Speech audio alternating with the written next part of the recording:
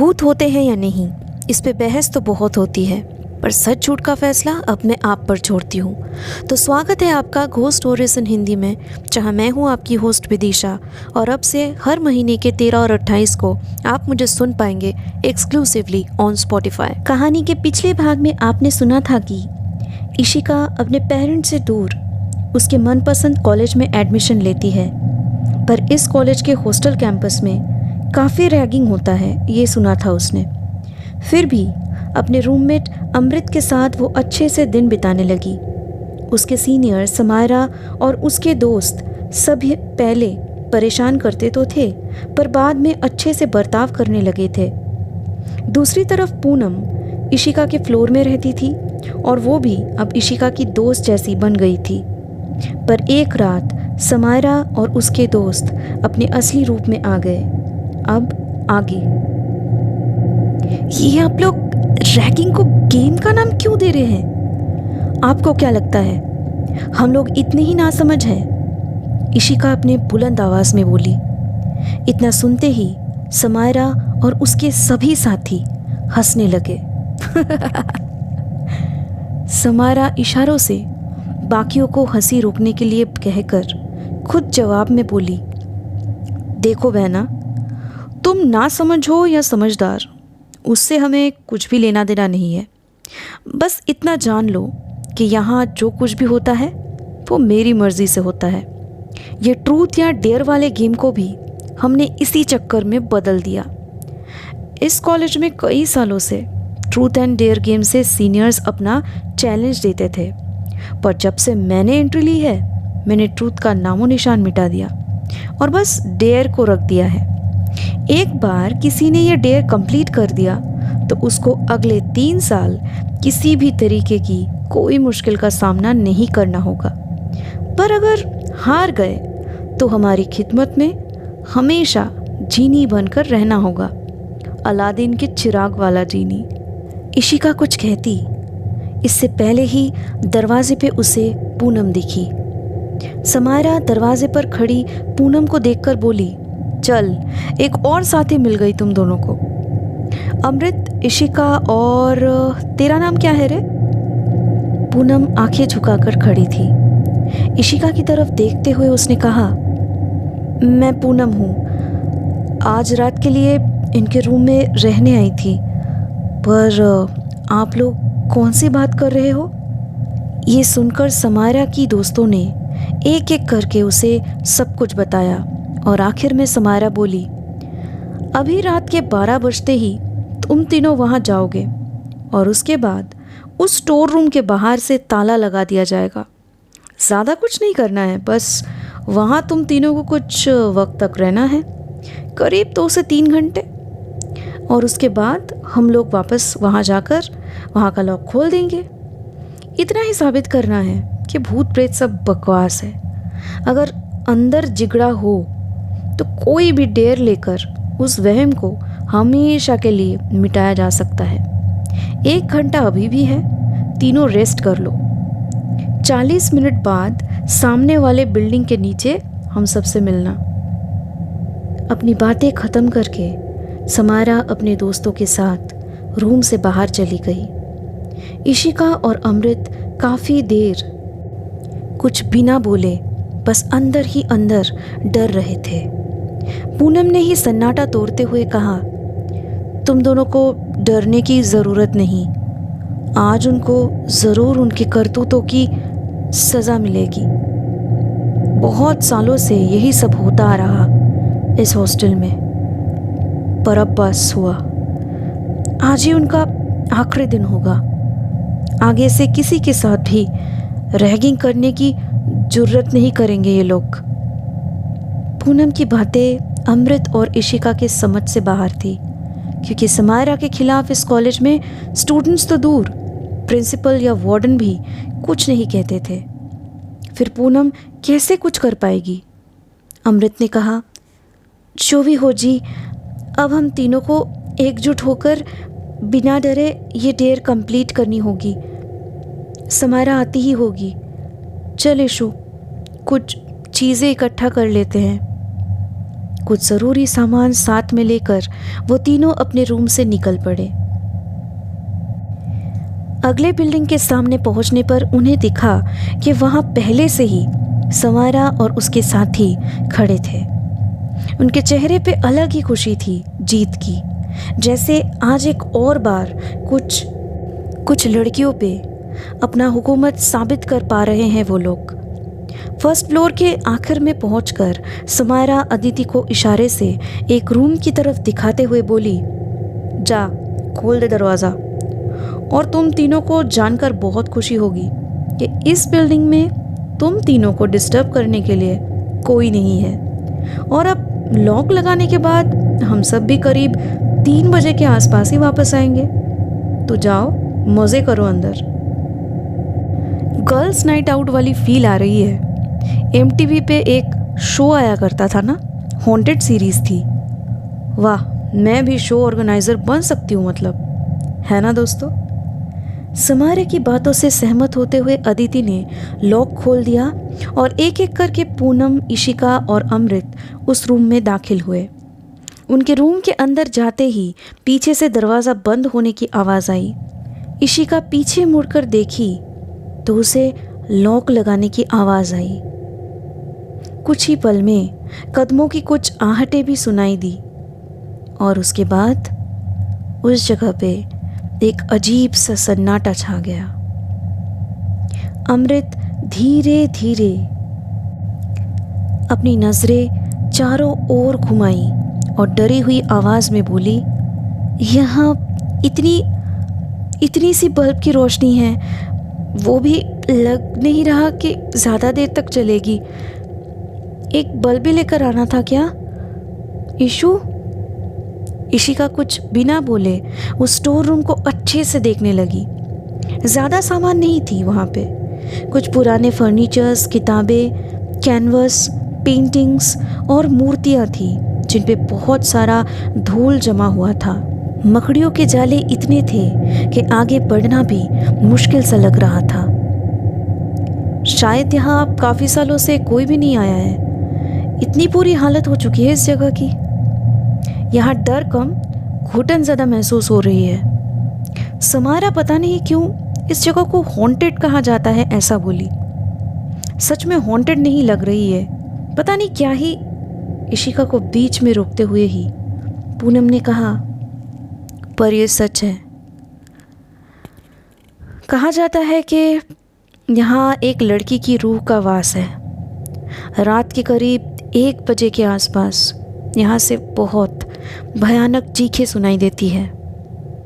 यहाँ का security guard भी एक रात आवाज़ें सुनकर इस रूम के अंदर आया, पर अगले दिन सुबह उसकी लाश मिली इसी रूम के अंदर।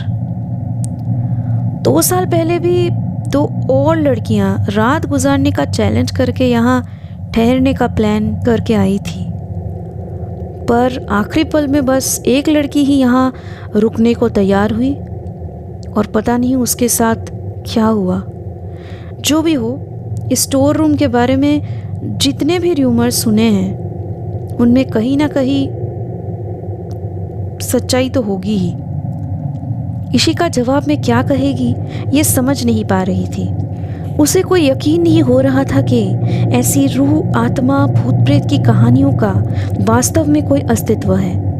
अमृत भी शांत खड़ी है देखकर इशिका को लगा कि अमृत वैसे ही हमेशा डरी हुई रहती है, तो उसे अगर पूनम की बातों पे ज़रा भी यकीन हो गया तो उसको पैनिक अटैक आने के चांसेस हैं। इशिका अमृत की रूममेट होते हुए काफ़ी बार ये सब सामना कर चुकी थी, इसलिए आज इशिका ऐसे माहौल में अमृत को संभालने के लिए किसी भी हद तक जाने के लिए मन ही मन सोची और अमृत की तरफ देखते हुए बोली, कुछ नहीं होता यार, ये सब सुनी सुनाई बातें हैं। बस बार बार फैलते हुए यही अफवाहों को सच मानने लगते हैं लोग। तो खामोखा। इशिका का इतना कहना हुआ और अचानक उस रूम की जो बल्ब लगाई हुई थी वो धीमी होती रही और जलते बुझते हुए 2-3 मिनट के अंदर अंदर वो बिल्कुल ही बुझ गई। इशिका ने पूनम को आवाज़ लगाई कि वो उसके पास रखा हुआ टॉर्च निकाले, पर पूनम का कोई भी जवाब नहीं आ रहा था। पूनम, पूनम, जल्दी से टॉर्च जलाओ यार। अमृत को अंधेरे से बहुत ज़्यादा डर लगता है। क्या हुआ? तुम कुछ बोल क्यों नहीं रही यार? पूनम, कम से कम जवाब तो दो। चुप क्यों हो? इशिका अंधेरे में अमृत का हाथ पकड़ने के लिए अंदाजे से अपना हाथ आगे की, पर उसके सामने कोई भी नहीं मिली, जबकि इशिका उसके सामने खड़े हुए ही कुछ पल पहले बात कर रही थी। अमृत, तू ठीक है ना? मैं तेरे सामने ही खड़ी हूँ, तू बिल्कुल मत डरना। मैं समारा को आवाज़ लगाती हूँ, वो लोग आसपास ही होंगे, अभी आ जाएंगे, तू मत डरना। अमृत को हिम्मत देने की आवाज़ में बोलकर इशिका पीछे मुड़ती है और समायरा का नाम लेकर उसे पुकारने के लिए जैसे ही वो सोची, उसके कान में किसी ने जैसे फुसफुसा कर कहा, बिल्कुल आवाज़ मत करना, यहाँ बस मैं रहती हूँ और मेरी ही आवाज़ यहाँ गूंजती रहती है। किसी और ने ये गलती की तो उसे मैं मौत की सज़ा देती हूँ, समझी? इतना सुनते ही इशिका डर के मारे कांपने लगी। पहली बार अपनी ज़िंदगी में आज उसे इतना डर महसूस हुआ। उसके माथे से पसीने छूटने लगे। इशिका आगे बढ़ना तो चाहती थी, पर उसके पैर जैसे बर्फ के जैसे जम गए थे। अपने आप को इशिका जरा सा भी हिला नहीं पा रही थी। इतने में अचानक उसने किसी के कदमों की आहट सुनी, जैसे उसी कमरे में कोई यहाँ से वहाँ चल रहा हो। इशिका की सांसें तेज हो गई और उसको अपने धड़कनों की आवाज़ भी सुनाई देने लगी। थोड़ी ही देर में वो कदमों की आहट जब ख़त्म हुई तो इशिका ने अपने आप को संभालना चाहा, पर तभी जैसे किसी लड़की की ज़ोरदार चीख सुनाई दी उसे।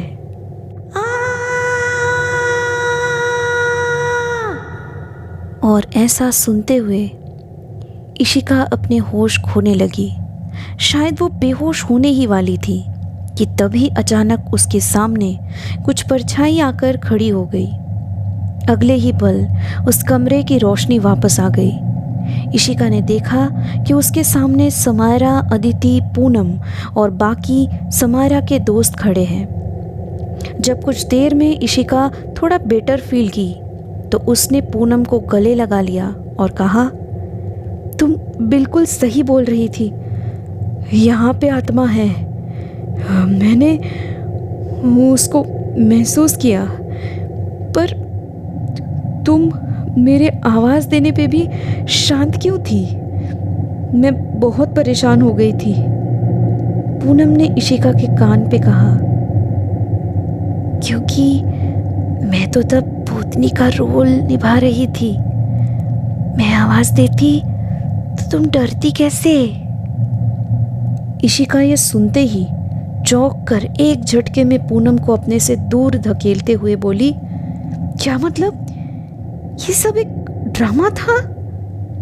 तुम मुझे और अमृत को डराने की कोशिश कर रही थी? तुमको जरा भी शर्म नहीं आई?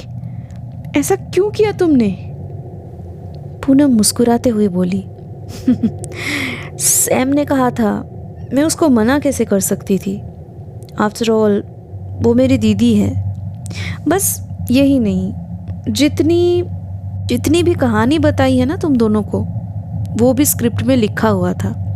ये कोई हॉन्टेड स्टोर रूम नहीं है। सब बकवास बातें बोली थी मैंने। पर ये बताओ, मज़ा तो आया ना? इशिका गुस्से में पूनम की तरफ तो कभी बाकियों की तरफ देख रही थी कि तभी अचानक फिर से लाइट धीमी सी हो गई और उस धीमी रोशनी में थोड़ी दूरी पे उन सबको अमृत खड़ी हुई दिखी। क्या रे, तू तो इशिका से ज़्यादा फट्टू निकली। बेहोश हो गई थी क्या? इसको इतना डराने का मौका मिला पर तुझे ढूंढ ही नहीं पाई मैं। कहाँ गायब थी रे तू? पूनम अमृत को देखते हुए बोली। अमृत कुछ भी नहीं बोल रही देखकर इशिका ने कहा, बहुत हुआ तुम सबका, अब हम दोनों अपने रूम जा रहे हैं, चल अमृत। ये कहते हुए इशिका आगे आकर अमृत की तरफ देखी पर अमृत सर झुकाकर खड़ी थी। अमृत को दोबारा इशिका कुछ बोलती उससे पहले ही वहाँ उस कमरे में अंधेरा हो गया और सबको पीछे से स्टोर रूम का दरवाज़ा बंद होने की आवाज़ सुनाई दी। सैम चिल्लाते हुए बोली, ये किसने किया रे? किसकी इतनी हिम्मत है? खोलो दरवाज़ा। सैम का बोलना ख़त्म ही हुआ कि किसी की आवाज़ उस कमरे में सुनाई दी।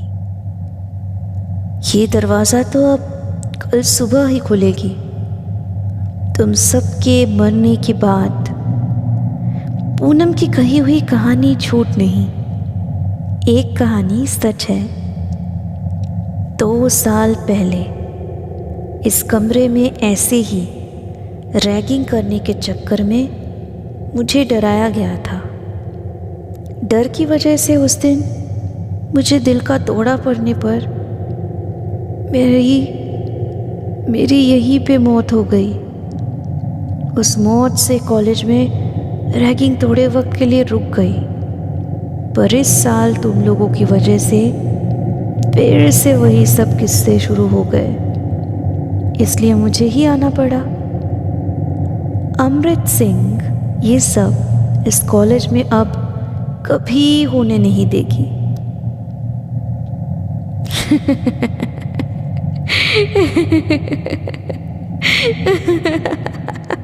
ये थी आज की पैरानॉर्मल कहानी। आई होप आपको ये पसंद आई होगी। आज ये घोस्ट स्टोरीज़ इन हिंदी को स्पॉटिफाई पे फॉलो करें, जहाँ मैं आपके लिए लाऊंगी ऐसी कहानियाँ जो आपके डर के परिभाषा को बदल के रख देगी।